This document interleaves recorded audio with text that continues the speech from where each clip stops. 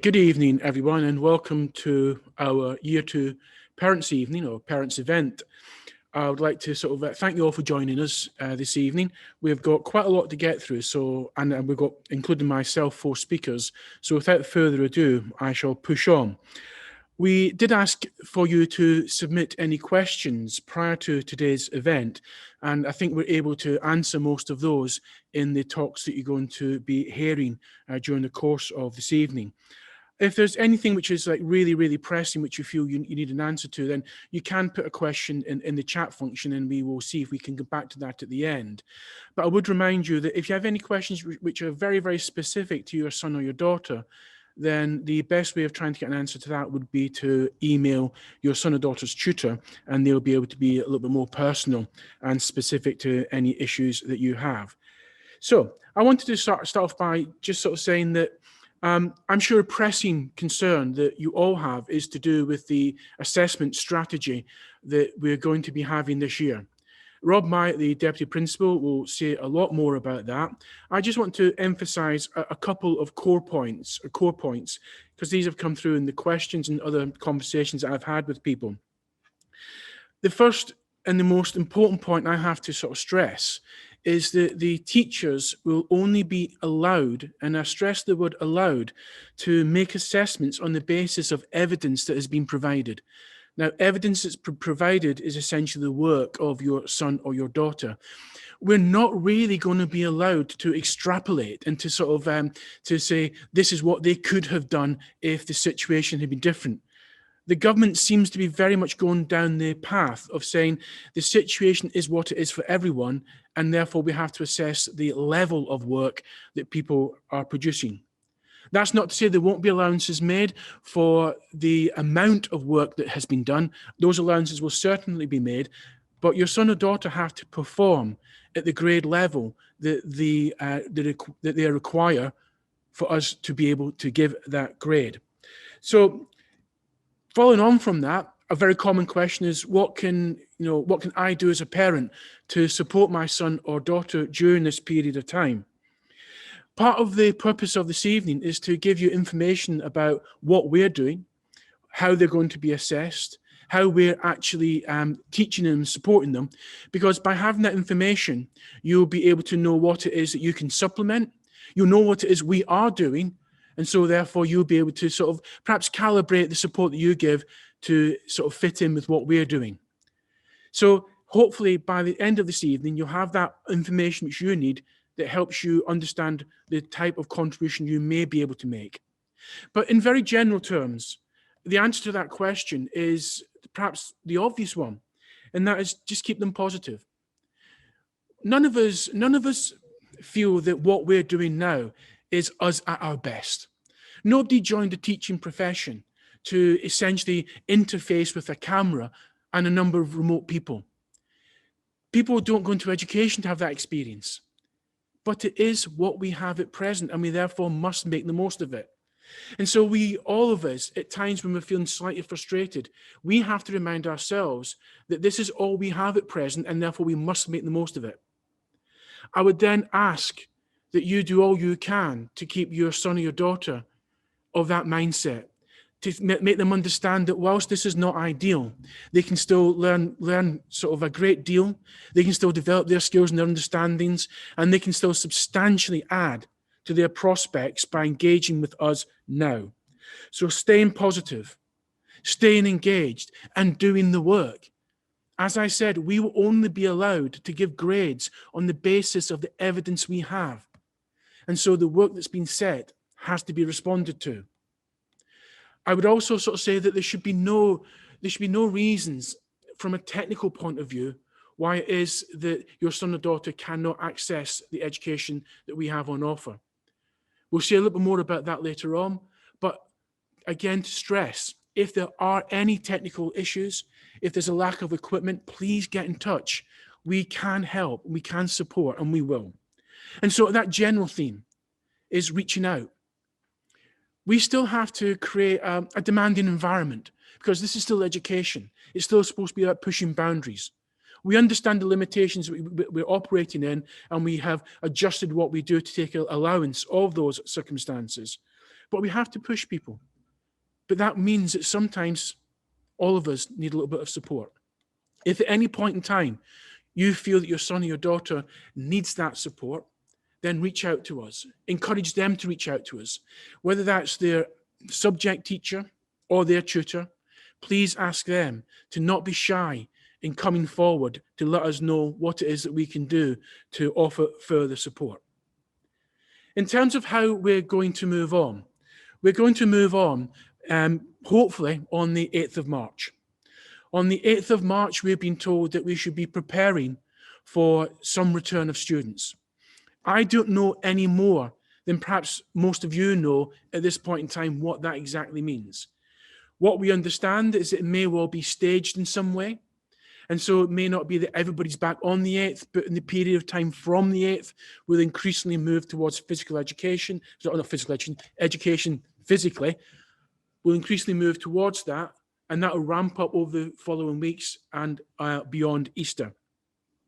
And that will, of course, give us the opportunity as teachers to fine-tune the education, to give that personal support, which is so important to what we do. I'm relatively confident by the time we get to the other side of Easter that we'll at least be back to our hybrid model that we had in the autumn term. There is no substitute for physical teaching, and we look forward to the opportunity to re-engaging with your son or daughter sometime after the 8th of March. In terms of what's going on at college, you will have seen the efforts, the work that our teachers and our tutors are putting in on a day-to-day basis to provide those lessons. We have a small number of students who come in to college, students who for other reasons can't work at home. And if that is a major problem for your son or daughter, then you should reach out to us. We have used this time to carry on doing extensive building work in the college. And if you've driven past the college, you'll have sort of seen that. That's the new build graphic that we are currently in the sort of process of putting up. That's a picture taken a few days ago. And I show you that because by the time your son or daughter return after Easter, they'll have access to that new building. So we're constantly working to improve these facilities. We're constantly working to make sure that this environment is going to be safe when they come back, and one, they're going to be able to enjoy that education with their teachers and their tutors. So I'm going to pass over to Rob Myatt, our Deputy Principal, who's going to talk to you more about the assessment strategy for 2021 and a few more matters. I'm just going to have to, of course, wipe down the lectern here, and as part of our COVID compliance before Rob takes the stand. So with our little wipes. I did actually sort of think of putting a filter on this evening and doing it as a cat, but I think that joke's already been spent. So you just had me this evening, but now you've got the much more attractive prospect of Rob Myatt. Rob, over to you. Thanks, Mike, for your kind introduction as well. So good evening, everybody. I'm going to first of all update you on the remote education program that we're offering at the moment, which has ran really smoothly this term. And I think that's largely in part to both staff and students being used to having virtual lessons during the term leading up to Christmas.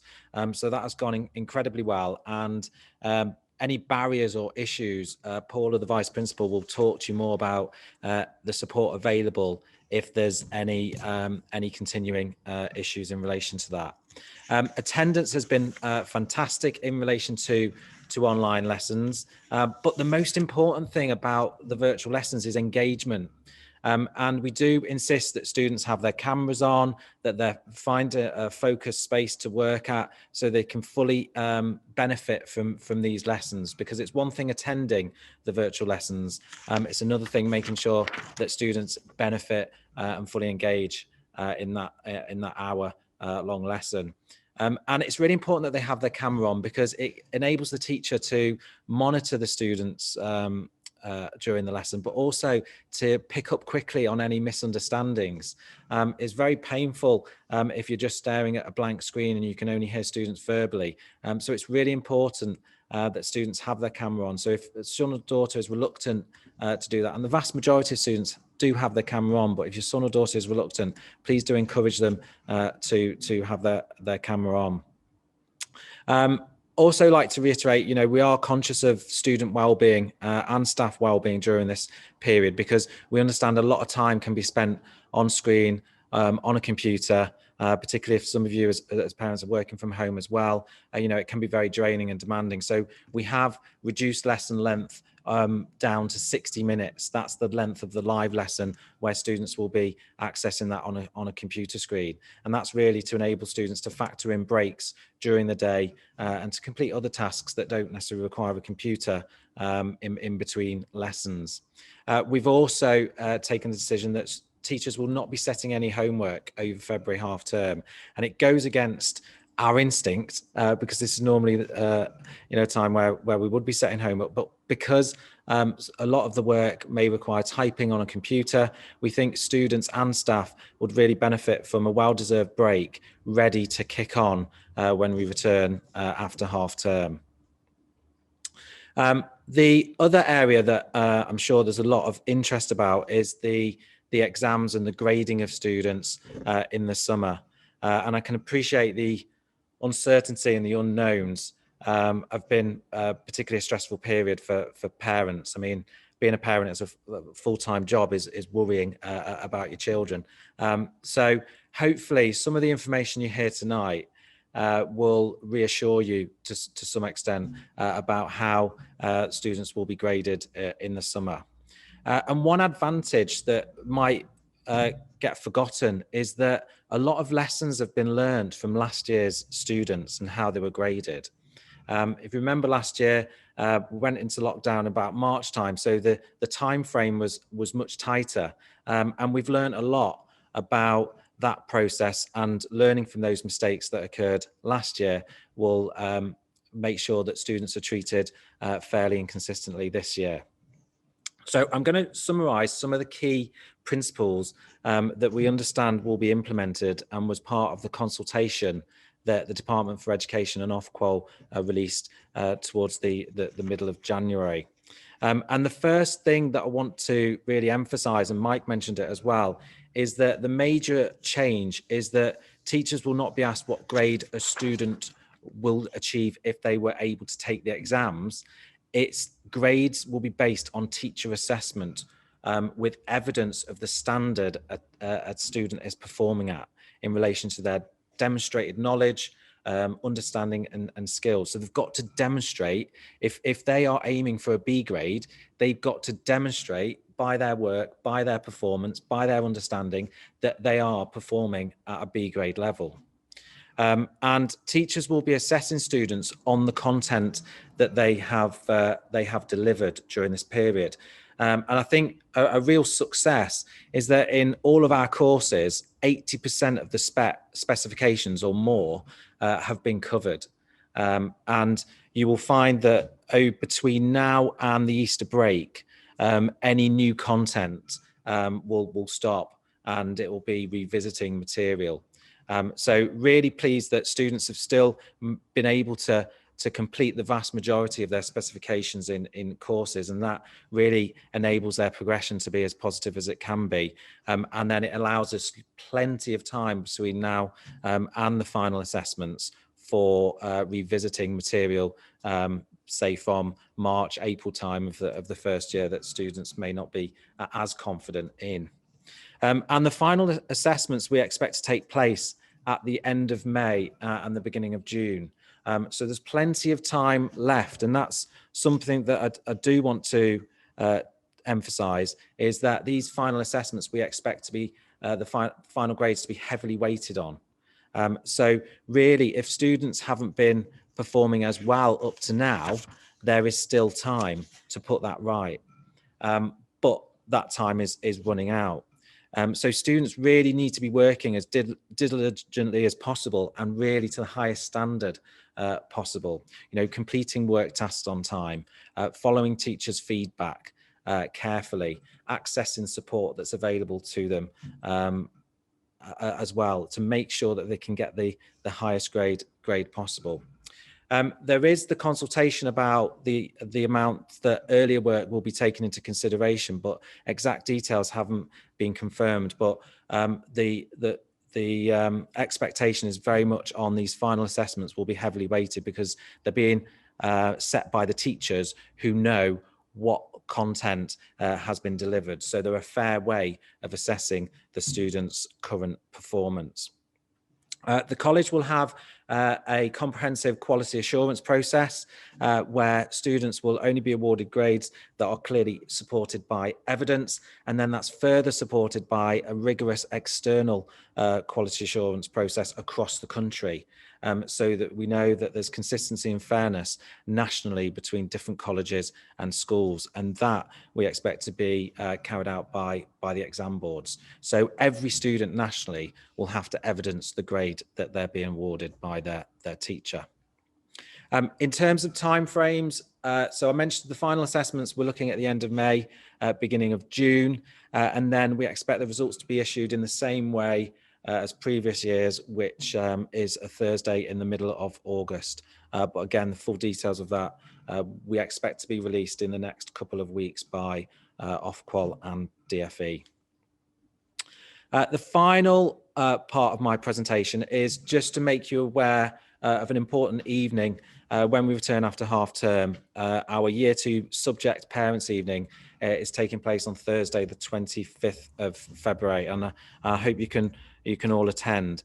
It will take place on Microsoft Teams, and students will be making appointments with their subject teachers, and then the subject teachers will call you at that time of their appointment. I mean, do bear with the teachers because they do have a lot of parents to see on that evening, so it might not be exactly at the time of the appointment, but in and around that time. But do wait for their call, and they will be in contact with you through your son or daughter's Teams account. And at that evening, teachers will be able to share student performance on current work, and also what's possibly more important is what they need to do between now and the final assessments. So what skills do they need to develop? What work do they need to improve? What do they need to catch up on potentially if there's missed work previously? And based on what I've just said, I do want to emphasize that teachers will not be able to make any final grade predictions during the parents' evening. And I know that conversations can easily drift. We want to avoid a situation where any undue interference could be deemed as exam malpractice. But what teachers will be able to do is talk to you about the grades that current work is at and what the student can do to get up to that grade, the grade above. So it'll be a really useful evening that will really inform you of how you can support your son or daughter in those final few months. I'd just like to end by saying, try not to worry too much about exams 2021. If students work hard and they follow the advice of their teachers and they engage in the additional support, then they give themselves the best chance of achieving the highest grade possible. And like all students across the country, they have to go out there and show their teachers what they can do. So thank you for listening tonight, and I'm going to hand over now to Paula Blakemore, our Vice Principal. But before I do that, I'm going to sanitize the area.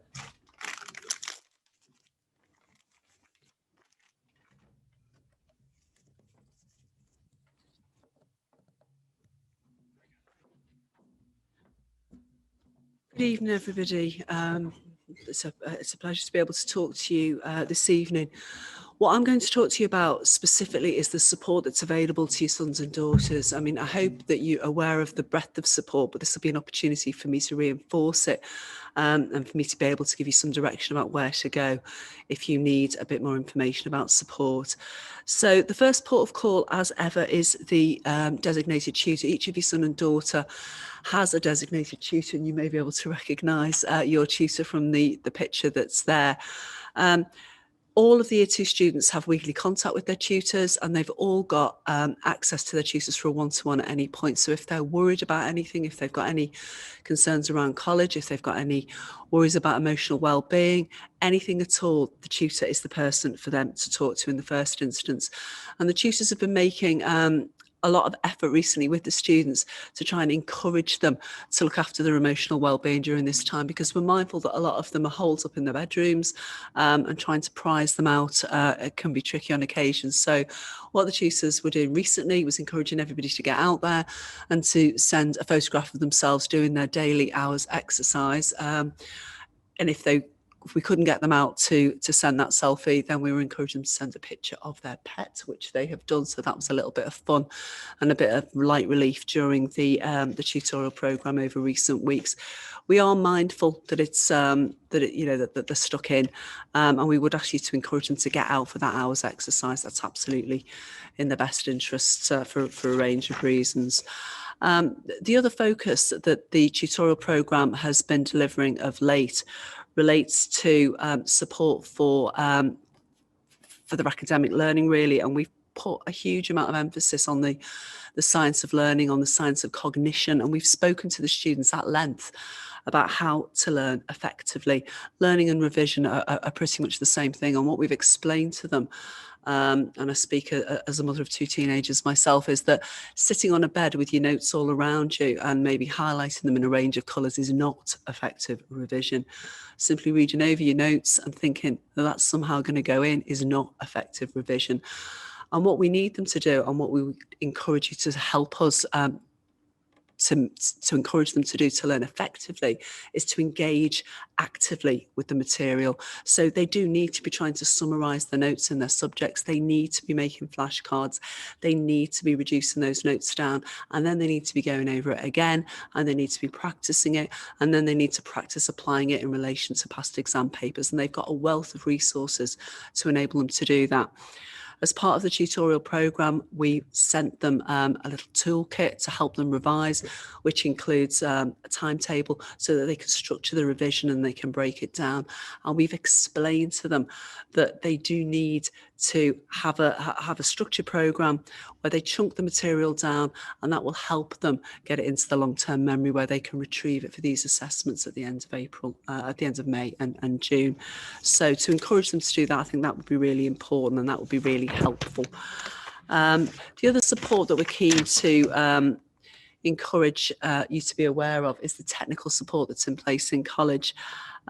We have checked with every student that they've got the requisite tech to enable them to access the lessons and to enable them to engage with the lessons, because while the attendance is sky high at the moment, and that's tremendous, we also want them engaging with the lessons. So they need the cameras on, they need to be unmuted and to be able to speak and respond to questions.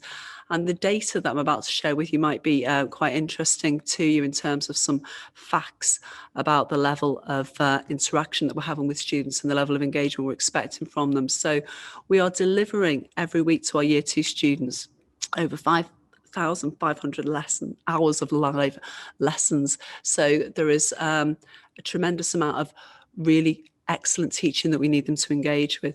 We've distributed over 350 laptops, so there's no reason why students can't access these lessons. We've distributed over nearly 140 webcams, headsets and mice, so they've got the ability to interact and properly get the maximum out of these lessons. And we've also supported students who've needed additional mobile phone data. Many of the mobile phone companies are enabling this now, and all the students know via their tutors how to make a request to us so that we can support them in that. So that's really important. Moving forward to the 8th of March, when we're hoping to welcome them all back, just to let you know that we do have the same high and rigorous standards of COVID compliance that we had throughout the autumn term, which worked very, very effectively. We've also got a testing site in place now where we'll test the students. Government guidance at the moment indicates they'll need 2 negative tests before they can return to college. So we've got an asymptomatic testing site established, and we'll be ramping that up for when the students return. Last thing from me, just to encourage the students, as I say, ideally that they get out for that hour's exercise every day, but also we've got a vast wealth of virtual enrichment in place that is available to them all. And we are encouraging them all to try and attend some of these classes. We've had some really great successes with the virtual enrichment programme. Tomorrow's Teachers has been a huge success. A lot of our future prospective teachers have gone through a programme that's been delivered by the teacher, one of our sociology teachers, which has been a huge hit. But we've also got a range of programmes: criminology, debate club, film club, guitar club, yoga club, art club started last week, hugely successful. Now, I appreciate these are all online, as some of our students are saying, understandably, that they're having a lot of screen time at the moment. But if you feel they're a bit isolated and they need to meet people, then do encourage them to get involved in our virtual enrichment programme, because it is very, very successful. Okay, I think that's it from me now. I'm going to hand over to Jo Wood, who is our Director of Student Development. She's going to talk to you a little bit about next steps in terms of Ucas and apprenticeships. So again.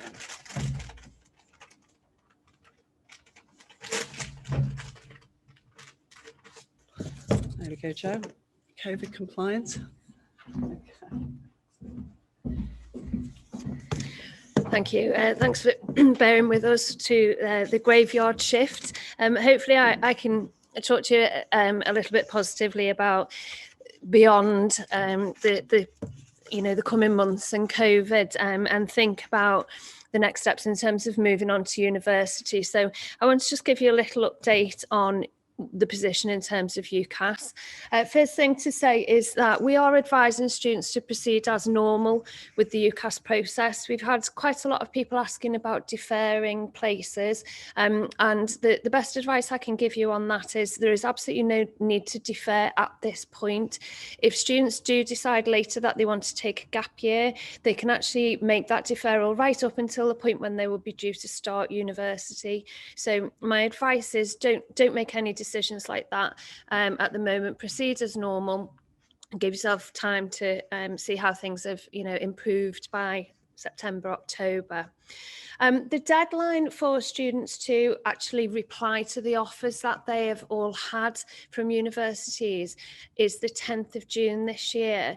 So they've still got plenty of time to make the decision about what will be their first and their reserve choice of university places. And the feeling is that it's unlikely that there's going to be opportunity for them to attend any live events at the universities. And on that basis, the universities have provided absolutely tons of virtual information that students can access. So what we're saying to the students is go on all the universities' websites that they've applied to, go to open days if they haven't already. There are recorded versions. There are chat options where you can talk to current students at the universities. And essentially using those virtual resources, students should be able to make a pretty well-informed decision about which university they want to favour.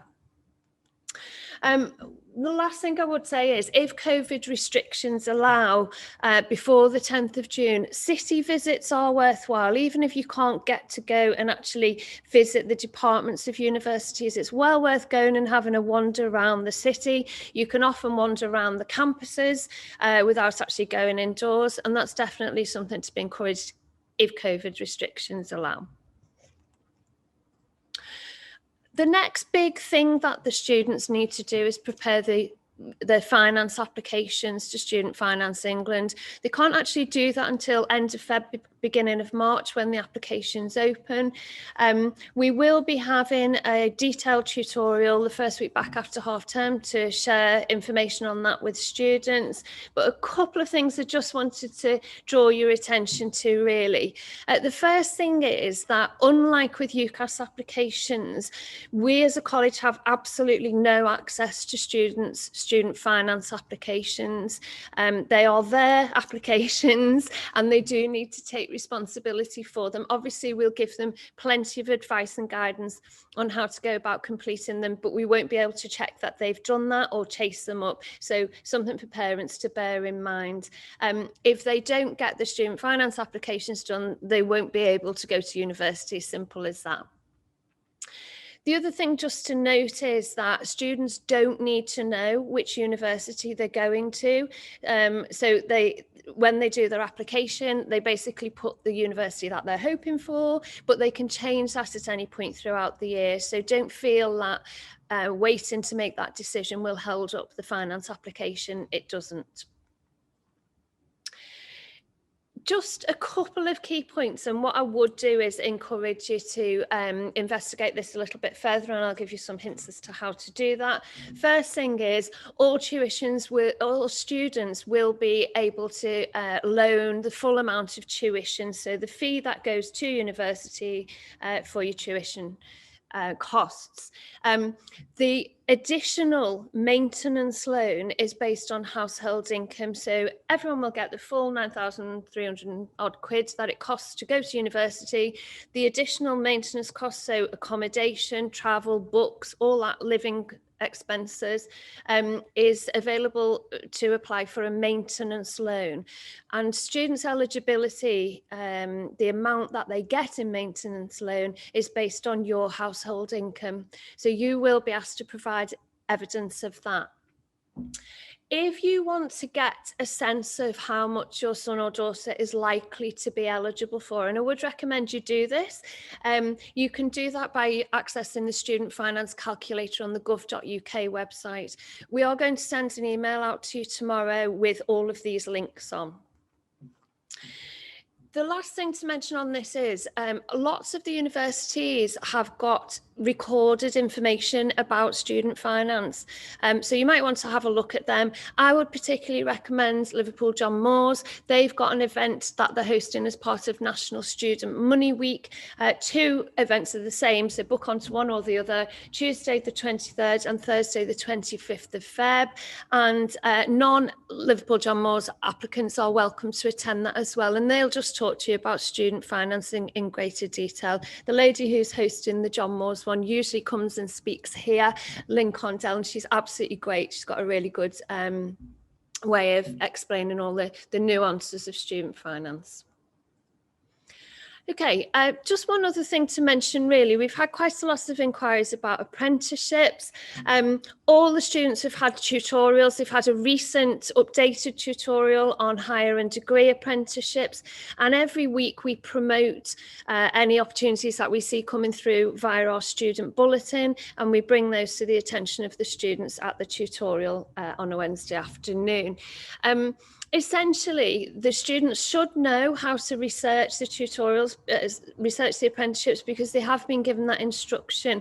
But I thought it might be worth mentioning that if you do want to support them with that research, a really good place to start is the Unifrog apprenticeship search tool. Again, we'll send you out the email if you've forgotten the login details for Unifrog. But Unifrog does bring together a lot of apprenticeship opportunities. But what we would always say is that you should search individual companies' websites too, because some of them only advertise on their own websites. Apprenticeships, as we've talked about before, are highly competitive. The application process is much more detailed than the university application process, but we are very happy to help students with that, and we encourage them to speak to the tutor or indeed to make an appointment at our careers clinic if they need more intensive one-to-one support with apprenticeship applications.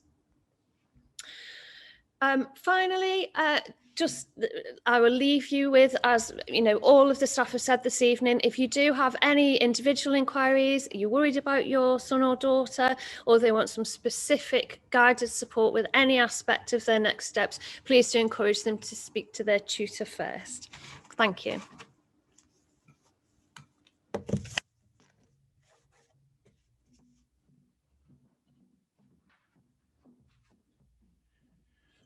Okay, thank you, Joe. During the course of this evening, we've had some questions sent in, and there are really some excellent questions, and I think these are very much worth just going through quickly. The first question, I almost feel it's saying it's from Laura Koonsberg of BBC, but it's not. But the first question is, does the exam assessment information apply equally to Btecs? In broad sense, yes. But Btecs are a little more complicated because they have the coursework element. And so students would be required to continue to do the coursework, and that will form part of the assessment that the teachers will make. Not all coursework units are compulsory now, but the students still need to be demonstrating that they can work at a particular level by doing the coursework.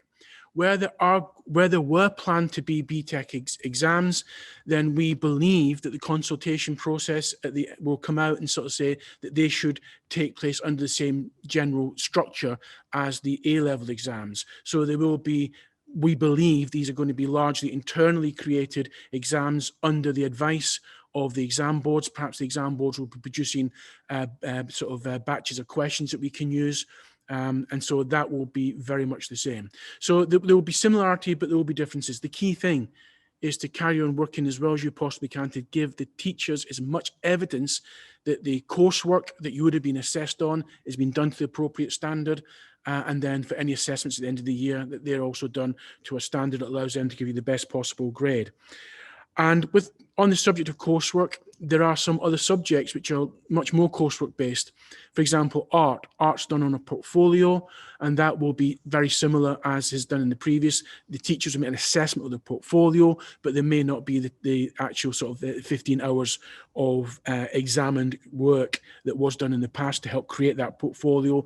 It would be the work which has been done or has been able to be done. Another question here. My daughter misses the one-to-one sessions with her teachers. Are short sessions possible? In some cases, yes, they are. We're obviously mindful that the teachers are in some cases delivering 4 or 5 hours of teaching online a day. And so there's limited scope there. But what I would advise you to do in such situations, if your son or your daughter feels they need a little bit of one-to-one with their teacher, then they can request during the course of the 1 hour delivered lesson, they can request that they have some time at the end of that, just one-on-one with the teacher, and the teachers will find a way of accommodating that either at that lesson or at one in the future. So that is one way in which we can sort of help that sort of be actualized. Then the next question is one which is really going to, I think, create some confusion out there, or possibly, and is it likely that the students will get the same or similar grades to their predicted grades? Now, this is really a can of worms, and the easiest thing for me to do is to dodge it and sort of give some sort of vague answer. But I'm going to take this on. I'm going to take it on as honestly and as genuinely as I can. Predicted grades are used to allow students to get offers from universities.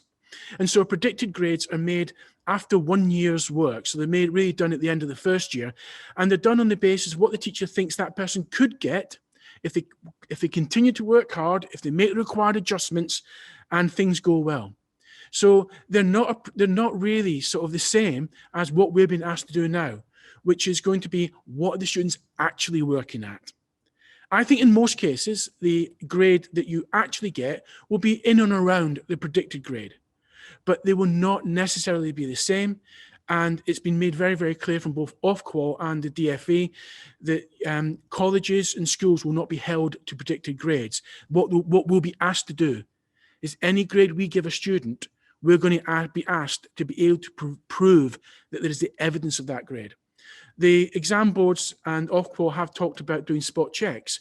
So if we say that we believe that, Joanna Bloggs should be getting an A in psychology, then it would be well within the scope of how this has been talked about rolling out for the exam board to come in and sort of say, okay, you've said Joanna Bloggs can get an A in psychology. Can you show us the evidence which you're basing that judgment on?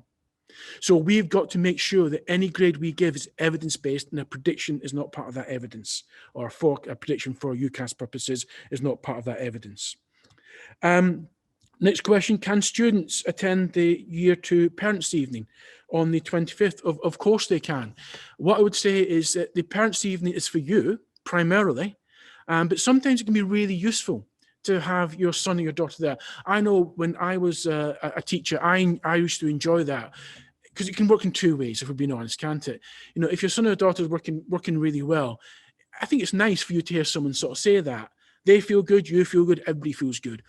If perhaps your son or daughter is not working that well or needs to improve in certain areas, then I think you being with them when they hear that from the teacher will help you reinforce that message and will help you get clarity of exactly what the message is. Sometimes when it comes to a third party, if you ask your son or your daughter how they're doing, sometimes it's not always that clear.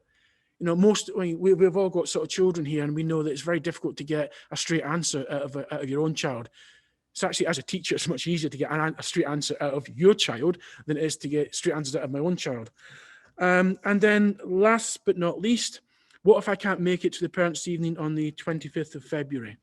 If you can't make it to the parents' evening on the 25th of February, then if you email the college, then we will, or email the teacher, sorry, then we will arrange, the teacher will arrange to contact you. But what we are sort of saying is we want that to take place during the day, during the working day. And I hope you understand that I'm very mindful that our teaching staff are under a huge amount of pressure at present. They're having to deliver these online lessons, as well as in many cases educate their own children at home or support the education of that, and do many other things.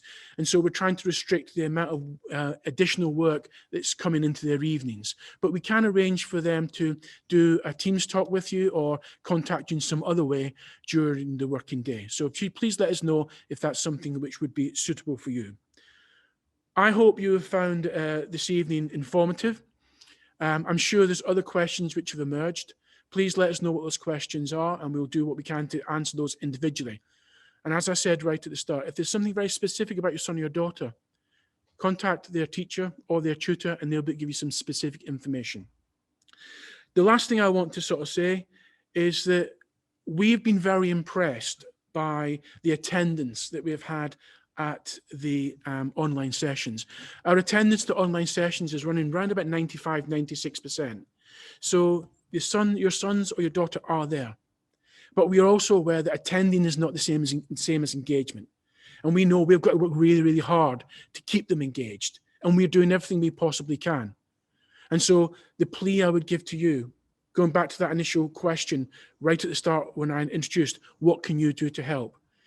It's not really what you can do to help. It's what we all need to do to help these young people through this challenging time. And I'm not talking about a challenging time because of COVID. This is always a challenging time. A challenging time because they're preparing for that next step in life. They have to get the best grades they possibly can.